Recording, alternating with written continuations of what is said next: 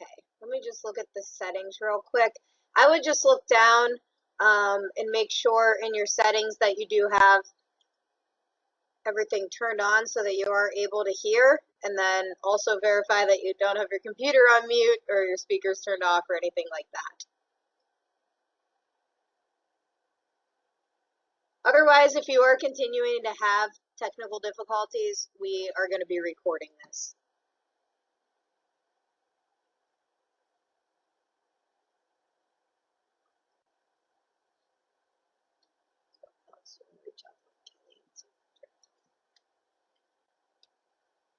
All right, so before we get started, we wanted to explain a little bit more about who the two people you're going to hear talking over the next 20 minutes or so, our backgrounds and our story, and then we'll share with you the story of the MLS National Sales Center and how it came to be. So I am the one who's been sending you all the emails. My name is Melanie Sizer.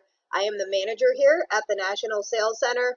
I have been fortunate to spend my entire career in Major League Soccer, so started out with an internship with the Philadelphia Union before I actually came here as a trainee, which I'll talk a little bit more about later on today. Back in 2010, in the first session when the National Sales Center was first created, and then spent 3.5 years at the Columbus Crew doing ticket sales before I came back here as the manager at the end of 2013. So really excited to share more about the story of the program with you, and any questions you have as we continue along, please feel free to type those in. Jeff, I'll let you talk about yourself. Welcome, everyone. Again, thanks for coming. So my name's Jeff Berry. I'm the director here at the National Sales Center. I got my career in sports, started back in 2003 out of college.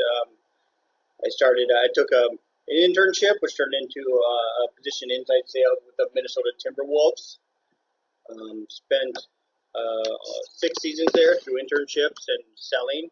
Kind of worked my ways up the rank to a senior level executive. From there, I accepted a position with the Jacksonville Jaguars, where I helped start and then run their group sales department. From there, I transferred over to a minor league hockey team down in the Gulf Coast of Mississippi. It was a brand new franchise. I helped get that off the ground. After 1 season there, I got my first crack with Major League Soccer, where I ran the Chicago Fire ticket sales department for a little over 2 years. While there, I actually hired 6 people from the sales center, so I got my first taste and experience of what was going on here. And then after those 2 years, a spot opened during an expansion of the NSC, and I absolutely jumped on the opportunity to join the sales center. In my mind, it was the most innovative, creative thing in sports, and it was an honor to be in the run and then finally accept the position. So that was back around 2010. So I'm going on 5 years here at the NSC, and enjoyed every minute of it. Awesome. So enough about the two of us. Before I do get started, I will mention Jeff and I are the 2 full-time trainers here. We run the program solely out of the league office in New York, but we are located in Minnesota, which we'll talk about a little bit further. So to back it up a bit, the reason that the program was started was because we recognized a need within our league for really just better salespeople. Not just those who were better at their jobs while doing them, but those who were better prepared right off of the bat so that they could be more effective, hit the ground running as soon as they were hired. But also, if they're better at their jobs, they're going to enjoy it and they're going to stay longer. So we wanted to keep those people who were doing well in the league longer and continue to develop them. So we are a sales training focused program. Our main goal is to recruit in those looking to get into an entry-level ticket sales program, give them essentially a trial run at it. We somewhat mimic an inside sales process, but we accelerate that learning curve over a 2 to 5 month program. And if they do well, then we get them a full-time account executive job within Major League Soccer and potentially any of our current or expansion clubs. So this is something that is not for everyone. We do have to have people who are open to multiple markets.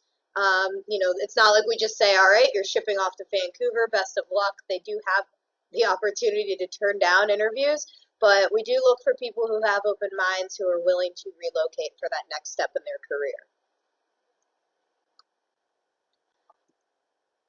So as you'll see on the slide here, we have the vision as it was stated by our commissioner, Don Garber, which is essentially to be one of the best over the next 5 to 10 years. And the goal here is not just to be one of the best on the competition side on the field as well, but also on the business side in the front office. And so the most important things in professional sports, as all of you know, with the fans, if there aren't butts in the seats, nothing else really matters. And so we wanted to make sure that we could help support this vision through that recruitment and training of the best salespeople that are out there. So the reason we've asked all of you to join us today to learn a little bit more about the NSC is because you are our best pipeline to the best candidates out there. So on the slide here, you'll see Kevin Sod, who actually was introduced to us through one of his professors at an event we had hosted a couple years ago back at the draft that was hosted in Philadelphia. I think that was 2011. Does that sound right? Yes. So Kevin was at the time, I think, a sophomore, so nowhere near graduation, but his personality and his affinity for sports, his professor tagged him as a potential candidate. He stayed in touch with us over the years, and then when he graduated last May, applied to the program and was accepted into session 20 at the end of last summer. So he's now working as an account executive back in Philadelphia with the union, and he's been doing an absolute fantastic job. So he's one of many success stories where a professor or career services individual has referenced someone our way that they saw as a good fit. We got through the interview process, agreed with them, and brought them on and saw them continue on to success. So this is what we're hoping to get out of today, or more examples like Kevin.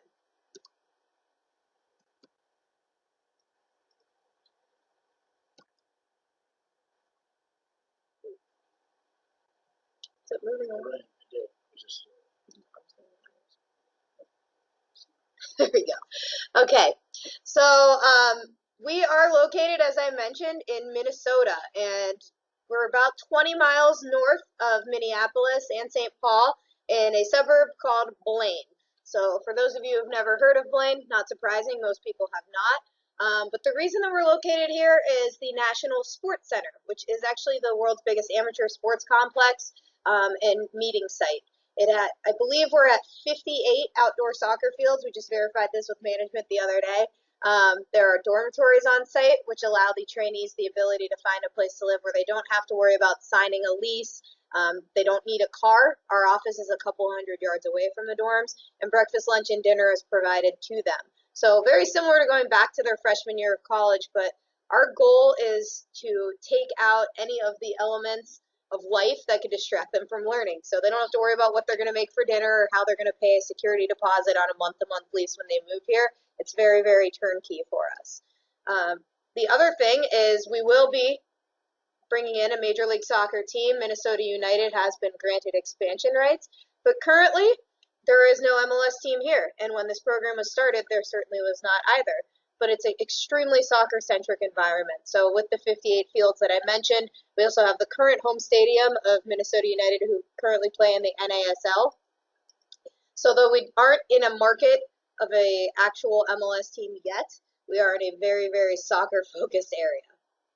The last piece about this is it does prove dedication, particularly for that session in January. If anyone's willing to pick up and move to Minnesota, pretty much in the middle of nowhere, not knowing where they're going to end up after the fact, it really shows us that this is something they want to do in their career and something that they are dedicated to taking that next step towards.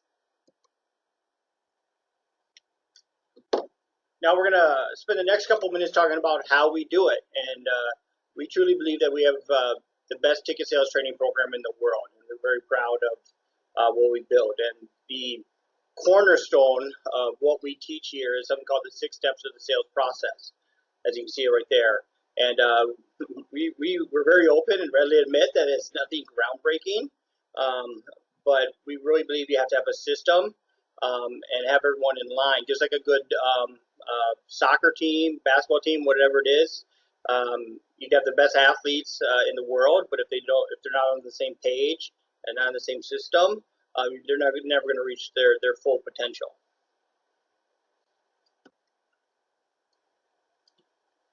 Our system, our program typically goes 2 to 5 months, and it breaks down as you go on month by month. The first month it's going to be very classroom driven, where I'd say about 80% of their time is going to be in a classroom setting, and we try to lay the groundwork and touch on everything ticket sales and MLS. And we start day one as basic as it goes. What's a season ticket? What's a group? And then continue to layer it on from there. The other 20% is getting real life experience on the phone, selling for our Major League Soccer teams. At this moment, we've actually built over 200 hours of unique curriculum that we present to the trainees while here. Going into the second month, it flip-flops, where 80% of their time is going to be on the phones, and 20% is going to be on the classroom training side. And we start breaking down the technical side of a call. So just like a team, we do work for Major League Soccer, so we use a lot of sports analogies here. So just like a football team or a team would break down game tape, we'll sit and listen and evaluate calls. It's been hands down the biggest piece of feedback we get regarding our training, and it's the piece that seems to make the biggest impact with them. And with the calls, a really cool, unique aspect of what we do here, since we'll sell for anywhere from 12 to 14 teams per session. They will get a unique, they will hear all types of different unique objections and scenarios, depending on if they're selling for LA, New York, Chicago, Vancouver. Each one of our clubs are going to have varying degrees of demand, unique objections, and just different type of people. So it's a really cool, diverse experience. Yeah, we always laugh when we go from selling from an East Coast, maybe New York team out to LA. The personalities are much different between their two different fan bases. So it's really great for the trainees to get to experience how they're going to deal with different types of personalities and different demographics once they get into market. One thing that we find has also been very impactful with our trainees is the one-on-one attention we give to them. And even though Mel and I we're the only full-time management, or actually only 2 full-time staff here. Sometimes we have 20, 22 trainees. We always make sure we carve out a couple days to meet with them one-on-one. So they'll get that type of personal attention. They will also get 2 calls evaluated per week. And that means they're getting direct feedback on a daily basis from whether it's myself or Mel. And that's been one of the biggest pieces of feedback we've heard trainees is how much they appreciate the direct feedback and the attention they receive while they're here. All right, so now I get to talk about the fun stuff we do here. So one of the more unique aspects of our program is our integration of improv comedy training. We work with the Brave New Workshop. It's the longest running improv theater in the United States. Actually, the 2 writers who created Saturday Night Live came from their stage here. So we work directly with their trainers and actually the owner, John Sweeney, on getting our trainees to be comfortable being uncomfortable. So the idea is that sales, it's going to be awkward. We all know that you never have an idea what you're going to hear on the phone, and people might be rude. They might say some pretty off-the-wall things, and you're never going to fully be comfortable with those types of situations. But if you can sit there knowing, you know what, this is just how this call is going to go, and though I'm not comfortable, I am confident enough that I can handle this situation, they're going to be that much better prepared for whatever gets tossed their way. The confidence piece is probably the biggest one with the improv, in that we have seen people come in, and though they have a lot of natural sales skills, if they don't have that confidence in themselves, their product, and their abilities, then they're going to struggle on phone calls or in face-to-face situations. So it really helps them build up that confidence. If they can go do some dumb stuff in front of all their peers that they're just meeting, they're going to be a lot better suited on the phones. It also helps you accept all ideas. So you're going to hear some things you don't want to hear. There's going to be objections that you're not really interested in facing, but accept that. Everything in improv when you're on stage is considered a gift, and anything that a prospect gives you on the phone, it's the same thing. It might not be a positive, but it does help you by giving you that gift or something that you can continue that conversation on. So another thing that we do is mindfulness training through yoga. So we will do some training with a local studio. The owner is actually a former sales guy, so totally gets what our trainees are going through. He actually got into yoga and meditation because of the stresses that his job was bringing on him, and though he's now a yoga studio owner, he's still selling full-time as he sells corporate training and different types of outreach efforts in the community. So it's been awesome to work with someone who really understands where the trainees are coming from, understands the pressure of the job, and can connect with them on a more personal level. So the whole idea here, of course, is that if you're not in that right headspace, you're going to have a really difficult time having a conversation with a prospect. So we want to get them out of that bad area that they might be in after a bad phone call or someone tells them no, so that they can be refreshed and get on that next call with a completely clean slate. And so that's one of the things that yoga and meditation has helped us do.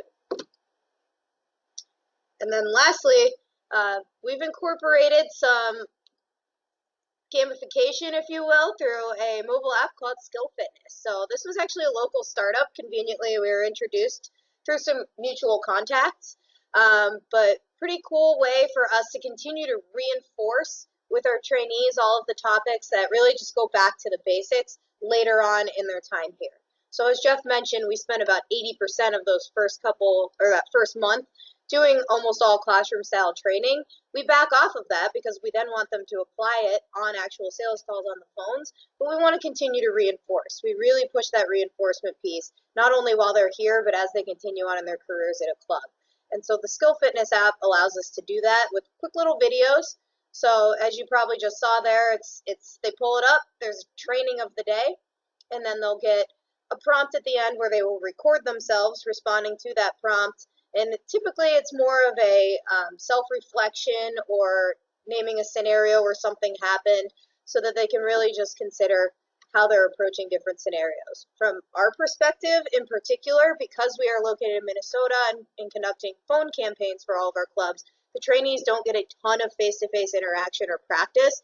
So the recording aspect allows us to help them work on their eye contact and being able to speak without reading off of a screen or a script, and give them feedback on their posture, their body language, their facial expressions, how their voice and tone is coming across, so that we are able to give them a little bit of that critical feedback as well. All right, almost home. Promise. Stick with us a couple of minutes here. So one thing that we're actually very proud of is the sales culture we've built, and we can consider ourselves a sales laboratory. So our department is called Club Services, and ultimately our overall goal as a department is to help grow the sales and marketing culture throughout Major League Soccer. So we have this cool little laboratory tucked away in Blaine, Minnesota, where we can try new things. We can put focus on sales contests, different metrics, innovation, new technology, and if it works, great. We'll package it up and we'll send it out to all our clubs to implement it on the club level. If it doesn't, we love to fail and maybe tweak it a little bit, give it a shot, some a different direction, or just move on to something else.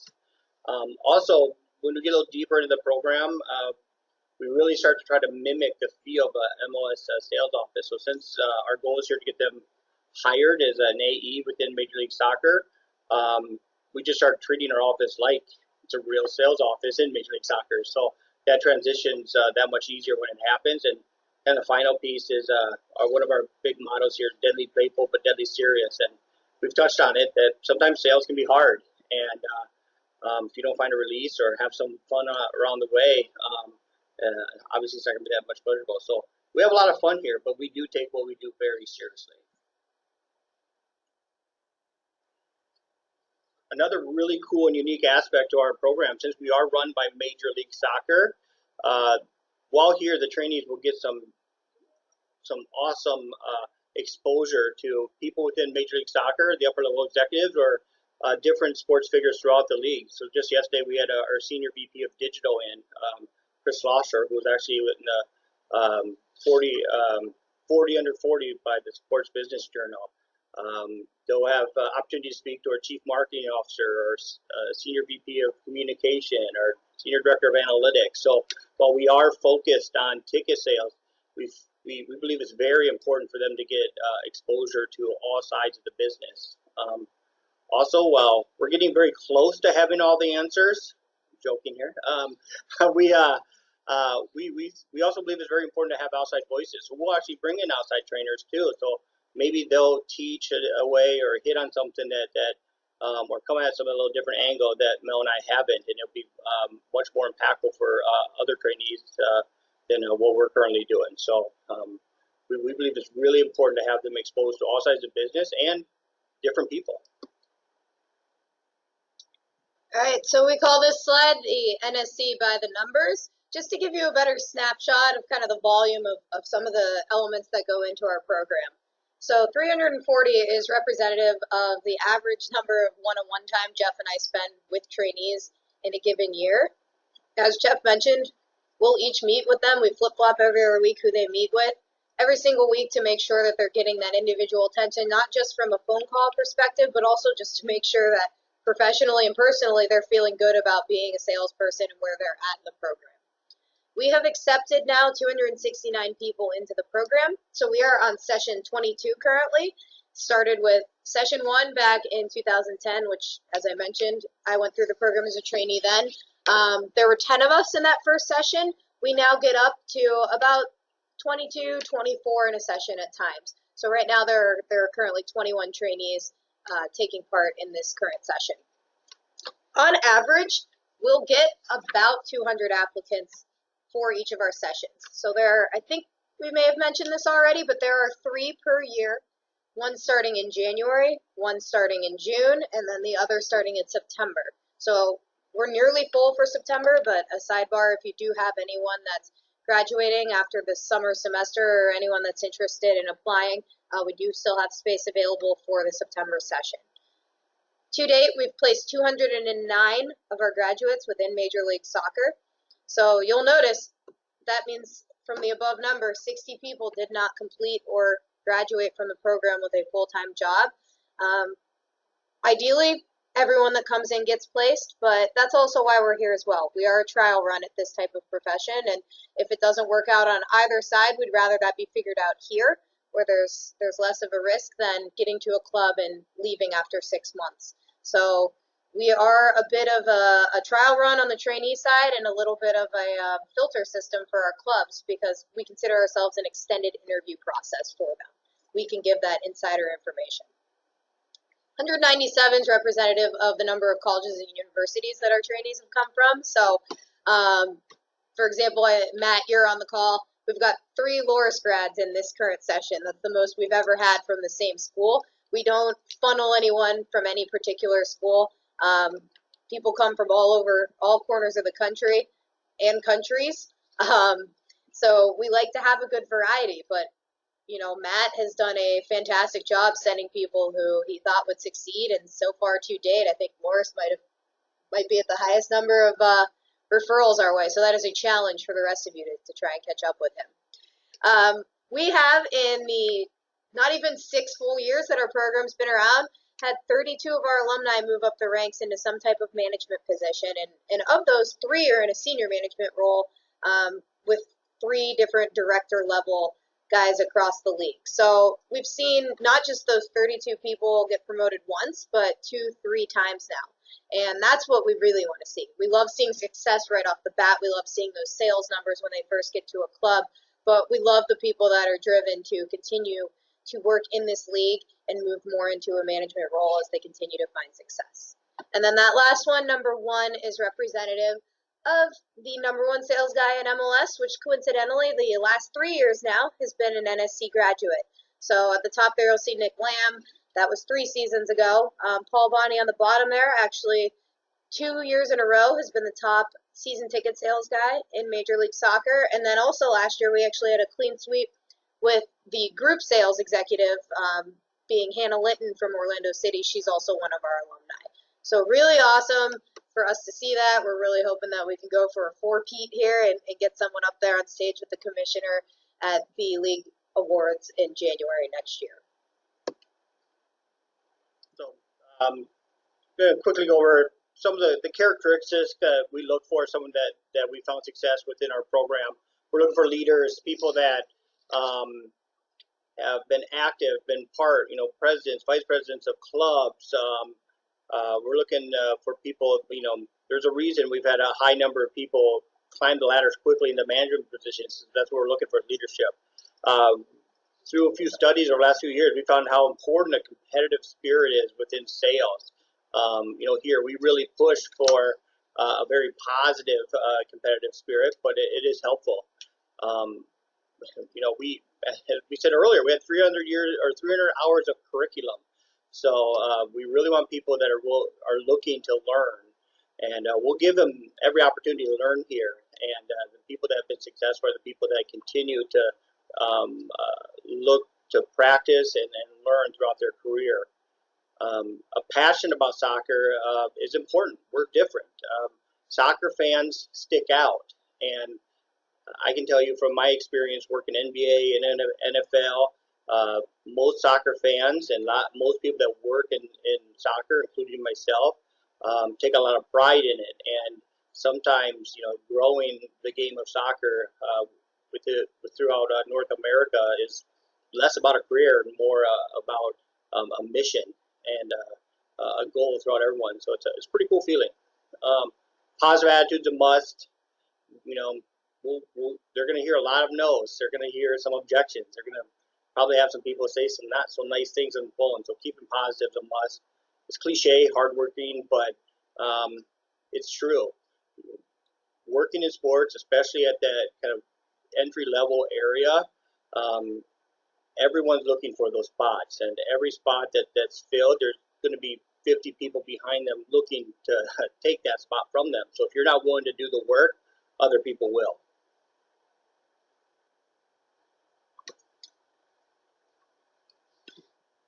So really what we're asking of all of you today is to help us share the story. We know we're a very unique program, and our biggest challenge right now when it comes to recruiting is just making sure that everyone's aware that we are an option. So being able to get this out to your students, and in particular, anyone that you individually pinpoint as a potentially good candidate, we'd really love to speak with them. We always guarantee a first-round interview to anyone referred directly to us by any of the professors or career services executives that we work with. So if you know anyone that you think might, even if they're not entirely sure if sales is right for them, but they'd like to explore it, please send them our way. Additionally, anyone else within either your department or within your school, or even just anyone in your network, maybe at other colleges or universities, again, it's a bit of a grassroots movement on our part trying to share the story, but we found these people that have learned it and helped us share it have been the most beneficial. And then from our end, we want to see our alumni succeed. So your alumni become our alumni, we're going to be looking out for them. So, we accelerate that process. I mentioned we're kind of modeled like an inside sales program with a much heavier focus on learning and a lesser focus on the actual sales part. We want to take what would normally be 9 to 18 months in a typical inside sales environment, and we want to make that happen in 2 to 5 months. So we're going to get them into that full-time account executive job much quicker, and we're going to continue to support them after they leave here through a variety of channels so that we can hopefully continue to add to that management role or continue to move them up the ranks into senior account executive and see them on those leaderboards at draft every year. If you don't already have sales curriculum or you'd like anything we could do to support with sales curriculum, we love being guest speakers for classes. From the career services side, we also love giving this same exact presentation to your students so they can learn more about the opportunity. So if there's ever any way we can help in regards to curriculum or just spreading the word about our program, we love doing Skypes. If we're available and we're in market, we like coming in person, but really value the opportunity to get in front of your students. So I think we got a couple questions in here. I'm going to close out of the presentation now, and any questions that you have, please type those up and we'll answer those as they come in. I know we have a couple in already.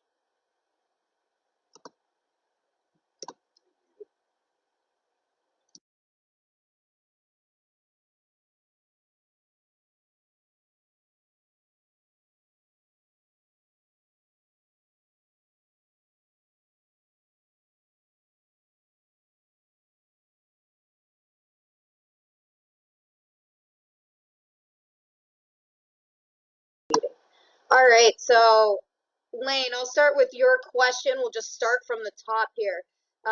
Lane had asked if you all see on the left-hand side there, if a student comes in and has trouble with sales and is potentially suited for a different position, is that something we can help them with? Yes, absolutely. Um, if we truly believe that sales is the right fit for them, we are going to push them to get over that own mental block. But for some people, yeah, it isn't the right fit. Our wheelhouse is sales. Our best connections at the clubs are in the sales departments. So that's easiest for us, but we have helped assist and introduce people, not just in MLS, but we also have partnerships with the NWSL, the Women's League, and the USL, which we also have an affiliation with on the technical side, on the player side, so that if there is something that's maybe makes more sense for them in one of those areas, we can help make those introductions and put in a good recommendation. So we have never seen it as a negative if it doesn't work out, as long as somebody came in here, gave it their all, and it just wasn't the right fit for them. We actually see that as a positive. Again, as I mentioned earlier, we'd rather that happen here than elsewhere. And but we are very upfront. We are a ticket sales training program, and as Mel mentioned, it is our wheelhouse. And we've been we probably do more interviews than anyone in sports, and we really push people in those interviews to make sure that sales is a direction that they're at the very least very open to going into, and if it's not, we just suggest maybe it's an intern route or somewhere else, because we are 100% focused on the ticket side sales of things. We do have internship opportunities.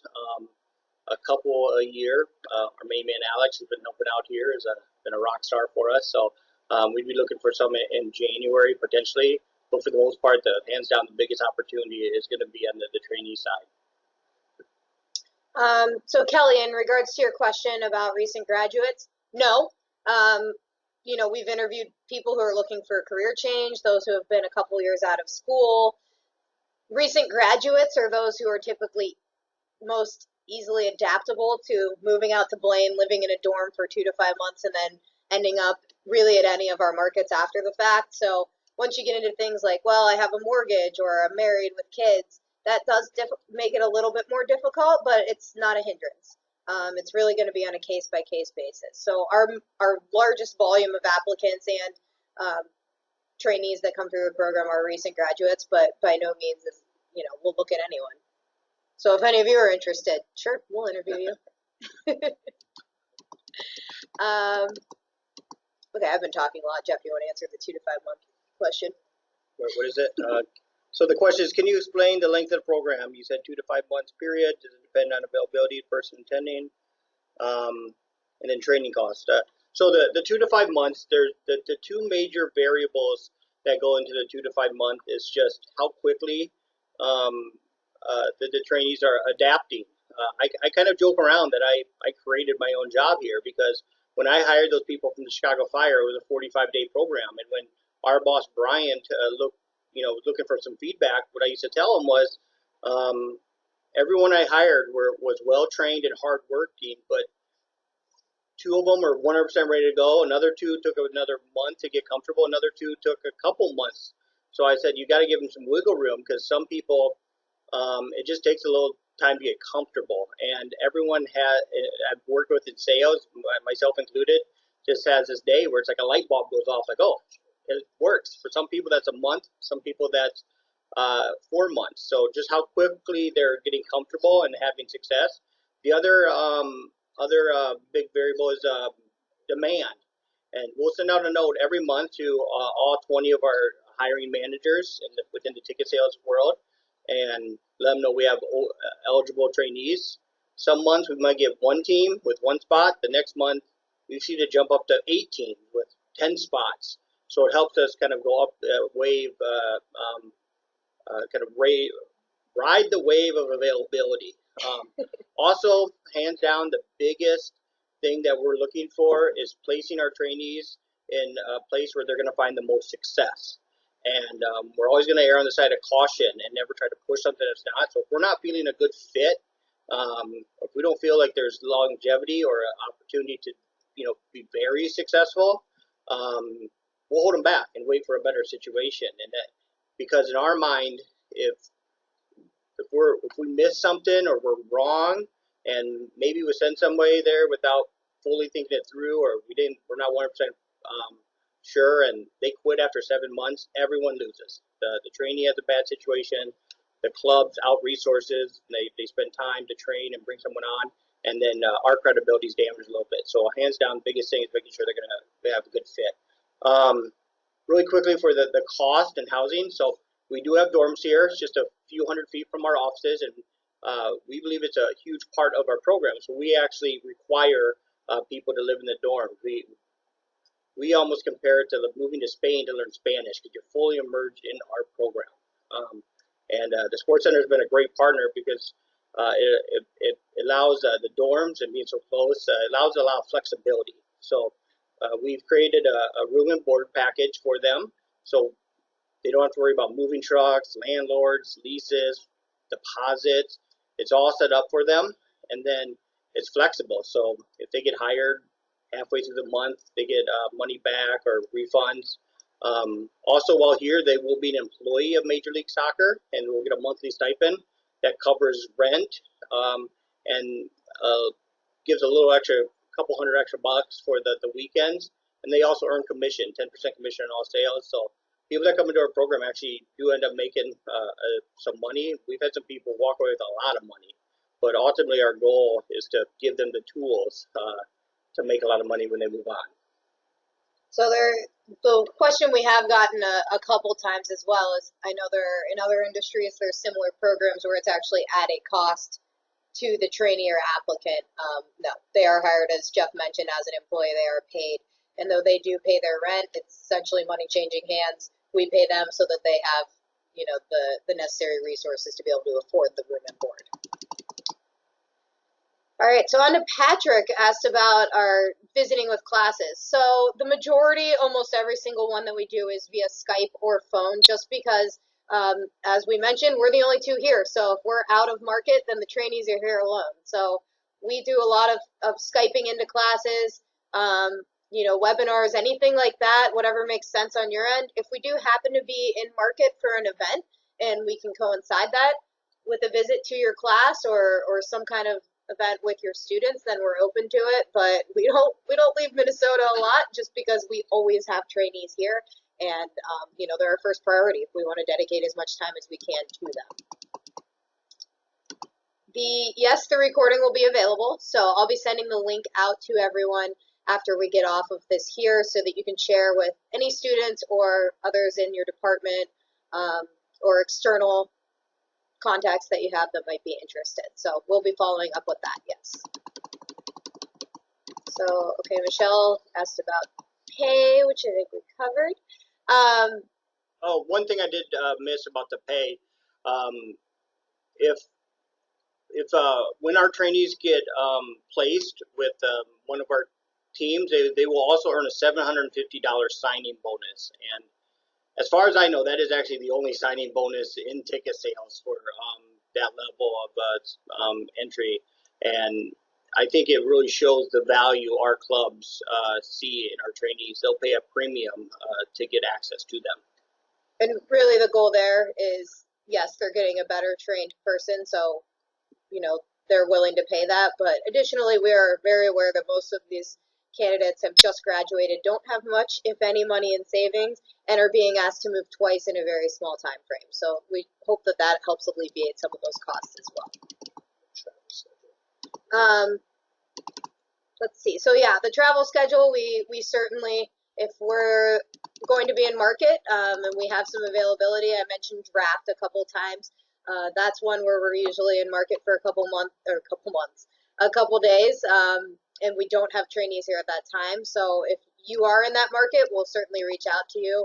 But the likelihood is more going to lie on that Skype, or even if you happen to be in the Minneapolis area, if you'd like to do an in-person visit or have any students that'd like to do an in-person visit, we always welcome that as well.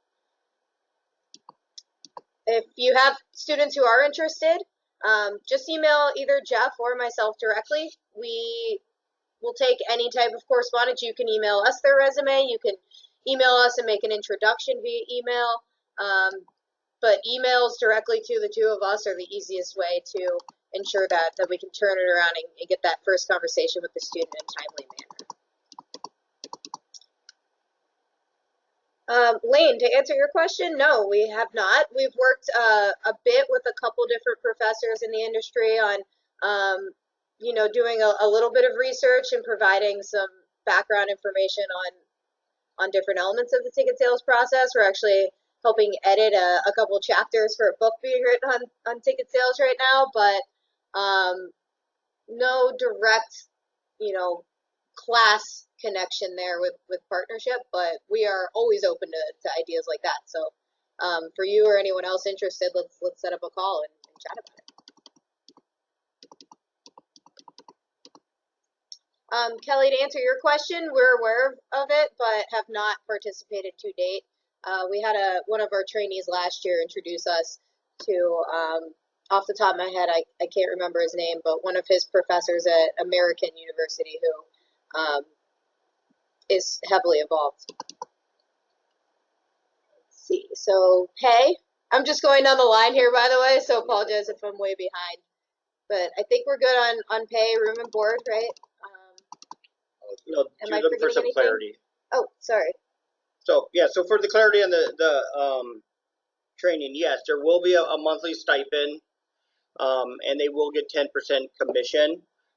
The rent comes out to be about $1,200 a month, depending on how long the month is. But that also includes breakfast, lunch, and dinner Monday through Friday provided for them. So as I said earlier, it's really absolutely turnkey. They don't even have to worry really about food except for maybe on the weekends. The stipend is $1,650 a month. So our goal there is to pay for their rent and room and board, and give them a little extra spending money, and then again the 10% commission, and then the $750 signing bonus when they're placed with the club.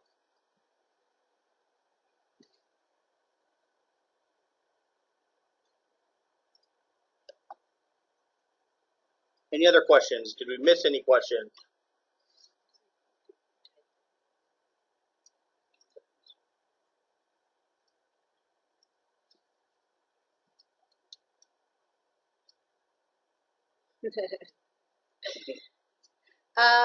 So Matt, honestly, we don't really have a strict timeline. I mean, our focus is always going to be on the upcoming session. So right now our focus is heavily on that one starting September 6th.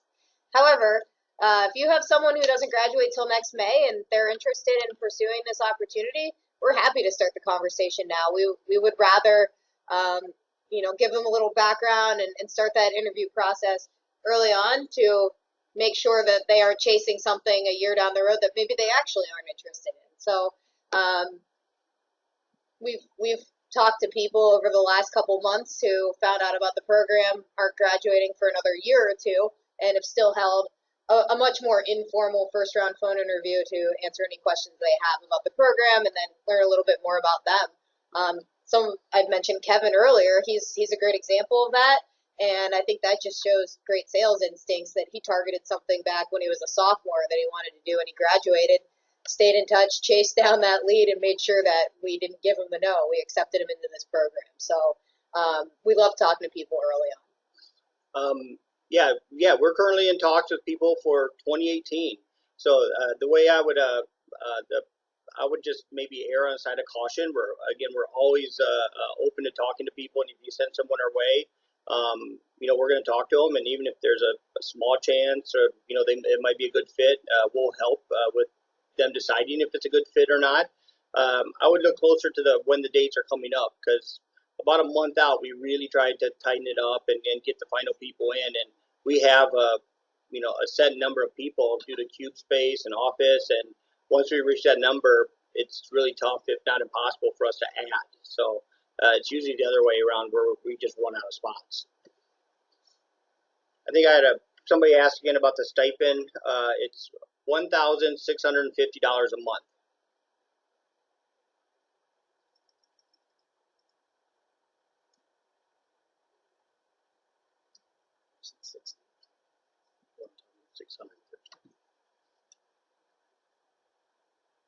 Any other questions?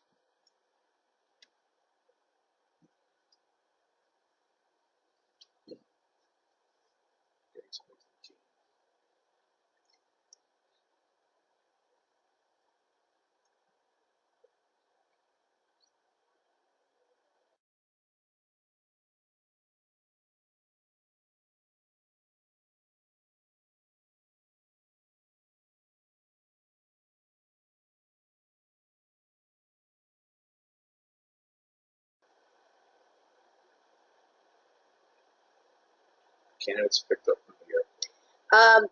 So we got a question about the airport. So I will give you a yes and no answer there. So we do not handle transportation from the airport when they arrive. However, typically about half the group drives and the other half flies, depending on where they're coming from.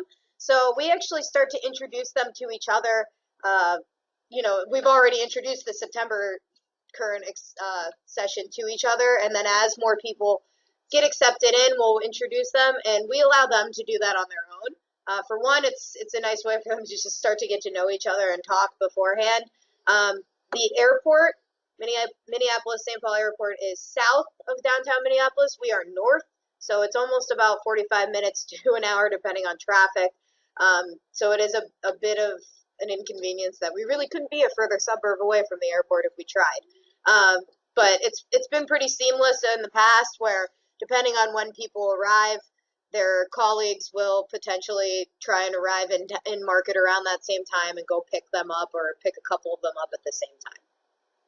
So we help facilitate that, but we don't shuttle to and from the airport directly, if that makes sense.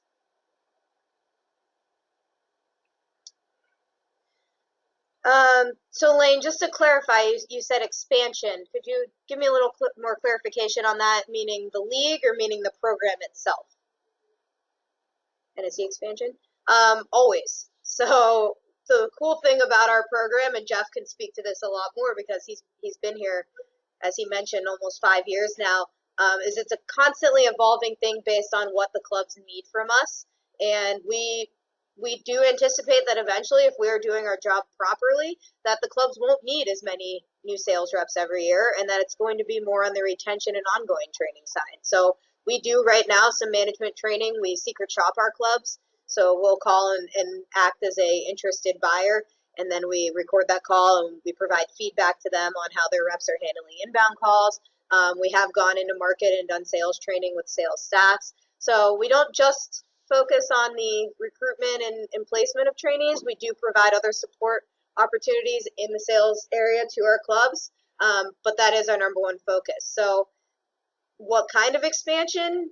Who knows? But it's something that we're constantly talking about and trying to stay ahead of, is what's next in the industry, what's next in our league, and how can we make sure that when that need is there, we are prepared to better serve all of our clubs. And with the growth of soccer, over the last even just 5 years, it was actually a necessity for us to expand and continue to grow the things that we offer. Major League Soccer is the fastest growing league in the world, and we've had expansion teams almost every year last 3 or 4 years. We have 2 coming in next year with the Minnesota United and Atlanta, and potentially 2 the year after that with the LAFC and hopefully Miami, with the potential even more. Our commissioners come out and said he's open to going 28, so that means more sales reps. That means more growth, more tickets to be sold, more people watching the game, and so we actually have to try to keep up with our league, which is a good problem to have. And then, I'm not sure if you covered this, Jeff, but the number of AEs being hired, it's so hard to say, because if it's an expansion team, they're looking to build out an entire staff. They may hire 10 people from us. Some clubs, it might be 1 or 2 a year. We have, right now, I think the Chicago Fire and the LA Galaxy are the 2 clubs that have the highest number of alumni. They've expanded their staff quite a bit over the last couple of seasons. They also retain our alumni really well, so they go there and they don't want to leave. The Galaxy has, I think, some of the longest tenured people in the league, so I don't know what they're doing out in LA, but our alumni go there and they stick around.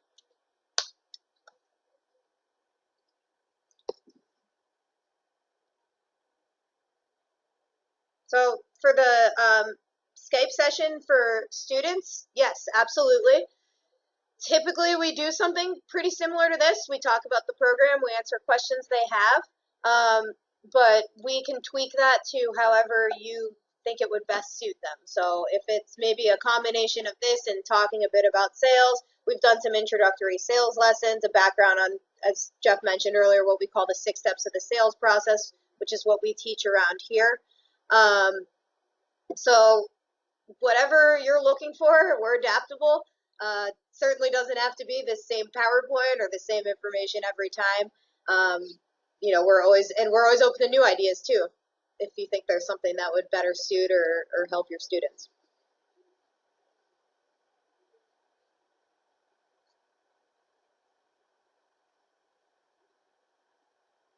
And then we are on Teamwork Online, so the actual job description is posted there. However, if you do have students that you think are the right fit, please have them email us directly. Because we are in the middle of the first month with the current session, we want to make sure that we make those students a priority and they don't get lost in the stack of resumes. So anyone that you do have that is interested or you think would be a good fit, please just email us directly so that we can make sure we get to those first. We will also include a little bit more information. We have a one-sheeter with some more details that might be beneficial for professors or students. So we'll include those when we send out the follow-up.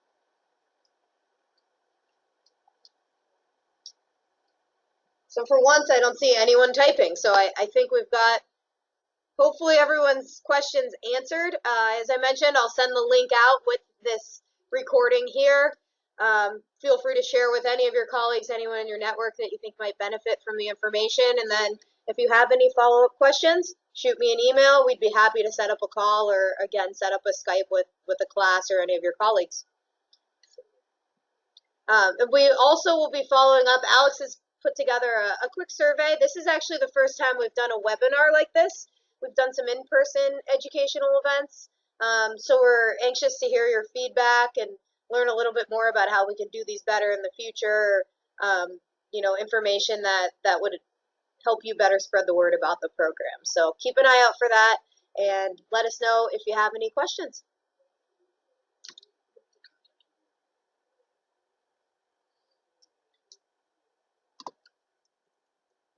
I am typing my email address as we speak. Thank you guys so much for your time today. We really appreciate it.